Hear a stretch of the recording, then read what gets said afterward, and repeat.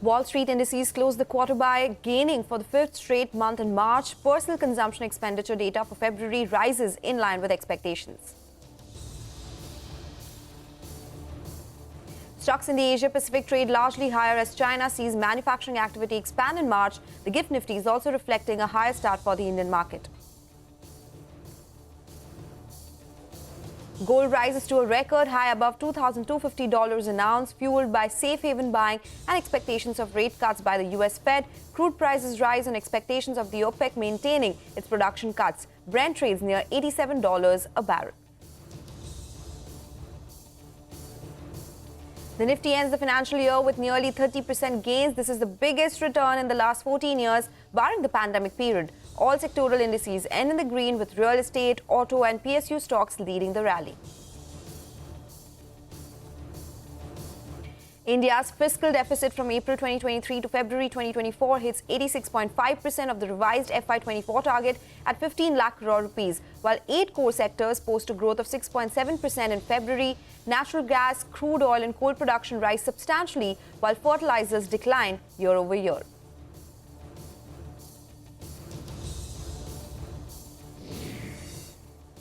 Good morning in the Mumbai News Center. I'm Sonal Bhutra. You're watching Power Breakfast. It's a fresh new week. It's a fresh new financial year and a fresh new day of the April series as well. So we have a lot of cues that we'll be talking about as well. But first up, as always, let's take a look at the Asian markets. It was a strong handover that we got from Wall Street, and that is something which is reflected in the Asian markets as well. Remember, Hong Kong markets, they are shut for Easter Monday. But apart from that, if you look at something like a Taiwanese index, that's up around 25 points. We have the Nikkei, which is the only index in the green, in the red in the Asian markets right now. Shanghai is up 0.5%. We have Kospi, which is gaining by 0.3%. And we had the China's macro data which had come out, Purchasing Managers Index, which was a reading of 50.8, which compares with 49.1 in the month gone by. So that market is doing well as well. The GIFT Nifty, that will come up for you on the screen, and that one is indicating that the start for our own markets as well could be higher, 34 points higher. That is the implied open that the GIFT Nifty is suggesting right now. Let's talk about the US markets then. Wall Street ended mixed on Thursday, with S&P registering its best first quarter performance in 5 years. Dow Jones also added over 47 points and closed at a fresh record high. Meanwhile, the tech-heavy Nasdaq lost 20 points. CNBC's Pippa Stevens gets us a wrap of all the action on Wall Street. Markets were basically flat Thursday to end a holiday-shortened trading week as the S&P hit another all-time high and heads for its best quarter since 2019. The Dow added 47 points, the S&P was up 6 points, but the tech-heavy Nasdaq declined 20 points. FTX founder Sam Bankman-Fried sentenced to 25 years in federal prison today.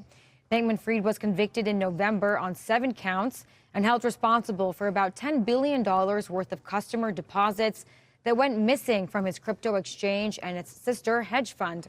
The sentence was significantly less than the 40 to 50 years the prosecution wanted, and much longer than the 6 years suggested by the defense. His legal team has vowed to appeal the conviction. And the White House today laid out new requirements for federal use of artificial intelligence. Agencies that want to use AI will have to designate chief AI officers and establish governance boards within 2 months. The Biden administration will also require them to establish safeguards for the use of the emerging technology and public annual reports on how they're managing AI risk. That's what's happening here in the U.S. Back to you in Mumbai. Okay, all right, that's all the market action from the U.S., but let's move on. The U.S. January inflation report rose in line with expectations. The personal consumption expenditure price index, excluding food and energy, increased 2.8% annually and was up 0.3% on a month-on-month basis. CNBC's Rick Santelli is here with the key highlights from that report. Personal spending up 0.8, up 0.8. That is a stellar number. 0.8 is the best number going all the way back to January of 23. If we look at real spending, up 0.4%. That is the best level going back to December of last year. And if we look at the deflator month over month, up 0.3 as expected. And here we go. Year over year deflator, 2.5, 1/10 higher than 2.4, which was the lowest level since February 21. This is 1/10 higher than that, but as expected, it really does break a streak of numbers moving lower. Now, let's look at the PCE core deflator month over month, and that is up 0.3. Definitely less than 0.4 in the rearview mirror, as expected. And my favorite is 2.8 on the PCE core deflator year over year. 2.8 as expected, which means it remains at the best levels since March of 21. Okay, all right. And at the Macroeconomics and Monetary Policy Conference at the Federal Reserve Bank of San Francisco on Thursday, Federal Reserve Chairman Jerome Powell spoke about the inflation report and probability of rate cuts. Let's listen in to what he had to say. The report that came out this morning is pretty much in line with our expectations. So core PCE, as you mentioned, is at 2.8% on a 12-month basis. Headline is at 2.5%. That's what we were expecting, and it's good to see something coming in line with expectations. Okay, it's also time to listen to some important opinion coming in from the U.S. market experts on the overall U.S. market outlook and also on the number of rate cuts expected from the Fed. The Fed is clearly on the tight side of neutral right now. The economy is gradually slowing down. And what the economy has proven over the last year is we can have good growth even as inflation comes down. But I think the most important thing to recognize here, which I feel the Federal Reserve has not recognized properly, is that they have really distorted financial markets for many years by keeping rates much too low and then much too high. So, I don't think about a neutral federal funds rate in terms of the economy. The economy is actually pretty good at looking after itself. What I look for is a neutral rate for financial markets, and they really need to move back towards that neutral rate. So long as the economy is doing okay, so long as inflation's gradually coming down, I think that they should and will cut in June. Okay, that is going to be the big focus this year, right? The number of rate cuts by Fed. So we'll keep tracking that for you. But that's the global market action. How will the overnight cues impact our own markets? We have a research team joining in with what the trade setup looks like, the first day of this new fiscal, the stocks that are likely to be in the news, and the action from the F&O space as well. Hey guys, a very good morning to all of you. Hormaz, let me come across to you first up. FY24 was really strong. What are the cues for today? It's a data heavy day, it's a data heavy week as well, right? Sonal, morning first of all, and it's the kind of week that we had. It was a truncated week yesterday, and the expiry session on Thursday was an action packed one, and it depends on how you wish to read into that kind of a session, because as swiftly as we went up through the day, we came off equally swiftly as well from the highest point of the day. As you can see, the Nifty almost coming off 200 points from the highest point of the day. Same was the case with the Nifty Bank as well, almost 300 points off the highest point of the day. Now, despite that, they closed very much in the positive territory, and for that week, the Nifty was up 1%, the Nifty Bank was up 0.5%. So it was good going, and it was a strong end to FY24. It just remains to be seen whether that move can be sustained as we go into this week as well. Some of the important levels to watch out for: 22,500 on the Nifty will be the first one to watch. As we scaled that level, we fell 10 points short of a record high, but pushed back after that. And the Nifty Bank as well, Thursday's high of 47,440 will be the one to watch out for. As I said, it's a data heavy week, and the key data point today will be the auto sales numbers that come out today. Manufacturing PMI numbers will also be reported as companies will come out with their quarterly business update as the week goes by, and towards the later part of the week we'll also see the RBI policy outcome as well. The key takeaway from the US markets is, as you mentioned, the Jerome Powell turning dovish yet again, but it failed to spur the markets yesterday. The markets, they were pretty much flat on Thursday, but that is also because of the run-up that we had. And the key and also Asian markets, mostly they are shut, and the GIFT Nifty is indicating a slightly positive start for our own markets. Back to you. Okay, all right, that's the market setup. Thank you so much for that, Hormaz. Let's go across to Vamakshi. Vamakshi, a lot of stocks on your radar as well? Well, absolutely, Sonal. Let me first start off with Infosys. The company is expecting a refund of almost 6,630 crores from the income tax department. Additionally, they've also received an order for assessment year 22-23 with a tax demand of 2,763 crores. Lupin has received a US FDA approval for eslicarbazepine acetate tablets. Given that it is one of the first ANDA applicants, it may be eligible for 180 days of shared generic exclusivity. HAL and Cochin Shipyard on our radar, but more importantly, BHAL because it has signed a contract with almost 1,173 crores with Cochin Shipyard. This is for supply of sets of LM 2500 gas turbines and GT auxiliaries, among other things, for Indian Navy next generation missile vessel project. Torrent Power has received an LOA for setting up 150 megawatt grid connected wind solar hybrid projects with almost 1,825 crores. A couple of order wins for RVNL. It has been declared as the lowest bidder for a project worth 148 crores, as well as a project worth almost 96 crores. Its JV with Salazar Techno has emerged as an L1 for a project worth almost 7.15 million from EDCL. EIH will be investing nearly 421 crores on construction of Oberoi luxury resort in South Goa. Canara Bank will be diluting nearly 13% stake in Canara Robeco AMC via IPO. GE Shipping has contracted to buy a medium-range product tanker for about almost 51,486 deadweight tonnage, and in fact this vessel will be joining the fleet from the first quarter of the next financial year. Macrotech Developers has acquired 50% equity capital of Siddhivinayak Realties for 251 crores. JSW Steel's arm JSW Vijayanagar Metallics commissions its HSM at its integrated steel plant. Global Spirits has commenced commercial production of additional capacity at 2 existing units in Jharkhand and West Bengal, and the additional capacity will be used for various projects including ENA and ethanol. And lastly, we will be watching out for GRSE. The company has posted a growth of almost 33% in its turnover, coming in at 3,400 crores, which is the highest ever for the company. Okay, all right, that's a long list. Thank you so much, Amakshi, for that. Finally, let's talk about all the cues from the F&O space. Manglam is joining us now. Hey, Manglam. Good morning. So the GIFT Nifty indicates a positive start for the April series, and the April series itself is known for good moves, big moves on either side, but more of them on the positive side. So if you just take a look at the last few April series, you know, April 2020 came on the back of a big decline that we saw in March 2020, the pandemic series, and then after that we saw a 1,200 point up move out there. 2021 followed it up with a 600 point move. April 2023, the last April, also saw a near 800 point move itself. But all of this depends on how we fared in the March series itself. March series, the Nifty was up by about 344 points, but remember, most of that was largely range bound. It was the last day of the March series where the Nifty went up by about 200 points, and as a result of which it is a big positive that we've seen nearly 1,000 points in the last couple of series itself.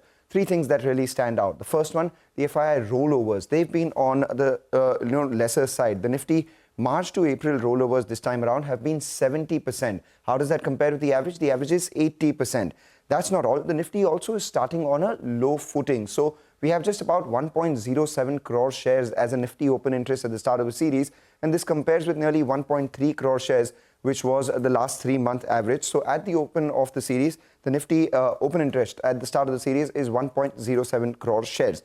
And the third important thing, the FII long exposure, that's at 45%. That's significantly higher than what we've seen in the last couple of series. So after 1,000 point up move in the last couple of series, will that up move continue or not is something that we will have to monitor. And what are the triggers that will lead to it? Well, it's the start of a new financial year, so new flows coming in. The fourth quarter, quarterly updates and results is something we'll be watching out for. This Friday itself, we have the RBI monetary policy outcome, and then the big trigger. April 19th, the first phase of the Lok Sabha elections begin, and then we'll also keep an eye out on global central banks and market commentary coming in. Okay, and yes, the earnings, they will kickstart soon as well. Thank you so much, guys, for joining us and giving us all those details and prepping us up for this trading day ahead. We'll do one thing, we'll slip into a break. When we come back, we'll get you more on news and updates on the other side. Stay tuned for that.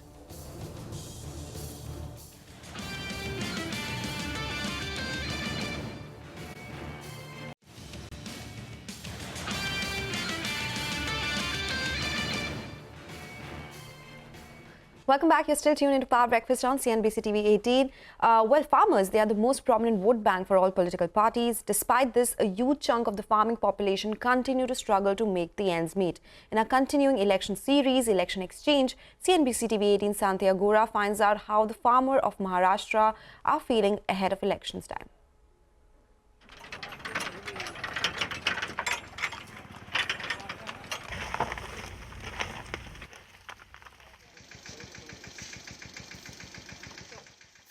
Year-old Ashwin Bhosle is from Saroli Khurd village of Maharashtra's Nashik district.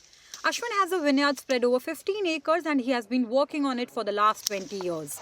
This year, despite a good crop, the high export duty on grapes means that Ashwin won't make any profit. ये सब जो बोलते हैं जात धर्म, ये इसके परे अपना खुद का चलना चाहिए, घर खर्चा चलना चाहिए, अपने बच्चों के एजुकेशन चलना चाहिए। ये अभी उस पर ही गदा आ रही है ना, क्योंकि गवर्नमेंट को ये जब हमारा ये सब चलेगा, गवर्नमेंट की पॉलिसीज़ के ऊपर ही डिपेंड है ना, हमको जो कुछ पैसा मिलेगा, गवर्नमेंट ये पॉलिसीज़ के ध्यान नहीं देता तो हम बाकी मुद्दों को ध्यान में नहीं रखेंगे। हमारा जो एग्रीकल्चर से हमको जो इनकम कैसे होगा वो मुद्दे हम फोकस करेंगे वोटिंग के time. The struggle for a livelihood has resulted in many farmers committing suicide, and a lot of these are recorded around the Marathwada region. State government data shows that 2,851 farmers committed suicide in Maharashtra in the 10 months between January 2023 to October 2023, almost as high as the 2,942 farmer suicides recorded by the National Crime Record Bureau in 2022 and the 2,743 in 2021. But each of the 6 political parties that have ruled the state in the last 5 years say they have done their bit to improve the condition of farmers. हम जब सरकार किसानों को जितना देना चाहिए उससे ज़्यादा दे रही है। हमारी सरकार ने एनडीआरएफ के नॉर्म्स जो है वो बदल दिए, दुगना दे दिया। जब नुकसान होता है तो मुआवजा जो देना है वो ज़्यादा देते हैं, हम 2 हेक्टर की जगह 3 हेक्टर देते हैं। दूसरी बात, जो आदरणीय प्रधानमंत्री जी 6,000 रुपये सालाना देते हैं, उसमें और हमारी सरकार ने 6,000 ऐड कर दिए, अभी सालाना 12,000 रुपये मिलेंगे। फसल बीमा जो है, पहले किसानों को पैसा भरना पड़ता, अभी किसान पैसा नहीं भरेंगे, 1 रुपये देंगे सिर्फ, और बाकी पैसे गवर्नमेंट भरेगी। If I deny any of things that you've been saying, I know it's not right. But if you look at the comparison, when we were in government, whether it was the Congress NCP government or later the MPA government, things have been much better, that we could give the farmers in comparison. Not enough. I'm agreeing. I can see you nodding. Many farmers we spoke to don't seem impressed. मगर अभी 3 साल से बारिश अंगूर की और प्याज की बहुत कंडीशन खराब है। इसके वजह से शेतकरी की हालत बहुत खराब है। वो देखते कि केंद्र सरकार बोलती है ये करेंगे वो करेंगे, मगर आज तक किसान के लिए नीचे कुछ नहीं आया। बहुत बड़ी बड़ी घोषणा हो जाती है। हमारे मुद्दे पे ध्यान रख के हम वोट डालेंगे, हम किसी के मुद्दे के पे नहीं। किसी ने कुछ किया, किसी ने वो बोलेगा हम ऐसा किया, वो हिंदू ऐसा है, हम मंदिर बनाया, ये बनाया, इसके ऊपर ने हमारे मुद्दे पर हम वोट डालेंगे। कौन सा भी पार्टी होगा तो किसान के लिए कोई ध्यान नहीं देता। रेड सी हो, कोरोना हो, नोटबंदी हो, कोई भी होता है ना, तो उसका डायरेक्ट असर फार्मर के ऊपर आता है, उसके जेब से पैसे निकाले जाते हैं। बीजेपी का जो सरकार ने किसान को बहुत हालत किया है ना, किसान को वोट नहीं करने का है। From unpaid compensation for damaged crop to an ineffective crop insurance scheme to export restrictions hurting incomes, farmer complaints are varied. Like some of the farmers we spoke to, political experts also believe that this time the challenges and hardships faced by the farmers could significantly influence their voting preferences. This Lok Sabha election will determine how the farmers across Maharashtra rate the government's efforts to fulfill its promise of doubling their income, and whether local issues overshadow their immediate financial concerns and the prevailing challenges the agri sector is facing. In Nashik, with camera person Ajay Dabolkar, this is Santya for CNBC TV 18. Okay, all right. That is the update coming in from ground ahead of the big elections that will start soon. Shifting to some more national news now. A massive rally was organized by the INDIA bloc at Delhi's Ramlila Maidan on Sunday in protest of the arrest of Delhi CM Kejriwal and former Jharkhand CM Hemant Soren. Top opposition leaders attended the event and spoke on how the opposition should stick together in an attempt to save democracy. The Loktantra Bachao rally appealed to masses to vote out the BJP government to save the democracy and constitution as well. Congress leader Rahul Gandhi blamed BJP for the freezing of Congress bank accounts and said it was not a level playing field in the upcoming elections. Delhi's Chief Minister's wife, Sunita Kejriwal, gave her first political speech at the rally and read out a note on promises from Arvind Kejriwal.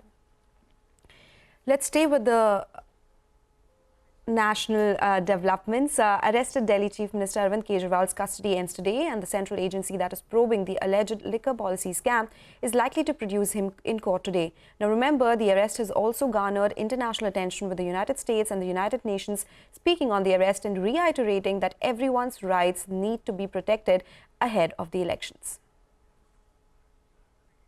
Okay, we'll do one thing. We'll slip into a break now, and as we do that, we have an announcement to share with you all. We are launching CNBC TV 18's first ever live personal finance webinar, CNBC TV 18 Accelerate Personal Finance Handbook with Sonia Shenoy, where she will be joined by 3 well-known experts on Saturday, 11th May, 9 a.m. onwards. We'll be diving into everything you need to know to master your finances and learn how to grow your wealth. Be it insurance, tax saving, managing your portfolio, retirement planning, there's lots to learn and lots to do. Whether you're in your 20s, 30s or even 40s, this live webinar is for you. We have limited seats, so do not miss this chance. Register now, scan the QR code to register or log on to cnbctv18.com, and we will see you on 11th May.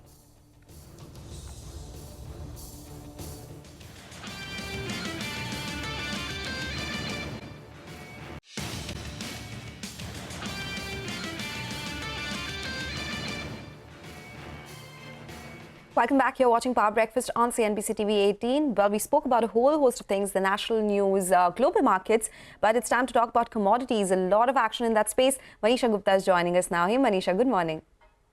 Morning. A new week and a new all-time highs in case of gold is how we are treating it right now. So $22.50 an ounce. It's an all-time high that you've ever seen in sense of gold prices. If you look at the month of March, well, we've gained by 10%. If you look at the first quarter of this year, we are up by 15% when it comes to gold already. There are expectations of a Fed rate cut in the month of June. The probability is almost around 71 to 75%, and that has been supportive. Also, when you look at the buying in sense of physical markets, central bank buying continues very strong. There is a strong physical buying from China households. Retail buying in many of the US and European countries seems to be picking up as well. And then it is the gold ETF, which has seen a very strong weekly inflow for a third straight week that has been supportive as well. You know, we started this year for gold at around 2,050, and we're trading at around 2,250 right now. So the $200 of a jump up has come in almost in last 20-25 days itself. In the Indian markets as well, we are almost at 68,000 per 10 grams, an all-time high yet again. In the spot markets with the making charges and the GST, etc., it's almost at 70,000 rupees a 10 grams. So very strong gains continuing in case of gold. And not just gold, silver also is trading at near one-year highs. It's a good going when you look at the crude oil prices. They gained 3% in the previous week. It is up 16% in the first quarter for the crude oil prices. Also, the OPEC and allies cut, attacks on Russian refineries, strong China manufacturing data are some of the factors which seem to be supporting crude oil prices as well.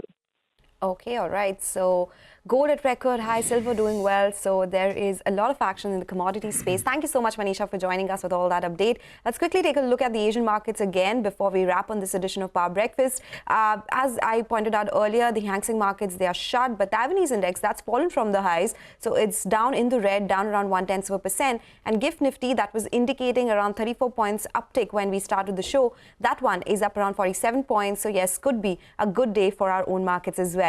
We'll take your leave on this edition of Power Breakfast, but do stay tuned. Bazaar Morning Call comes up next.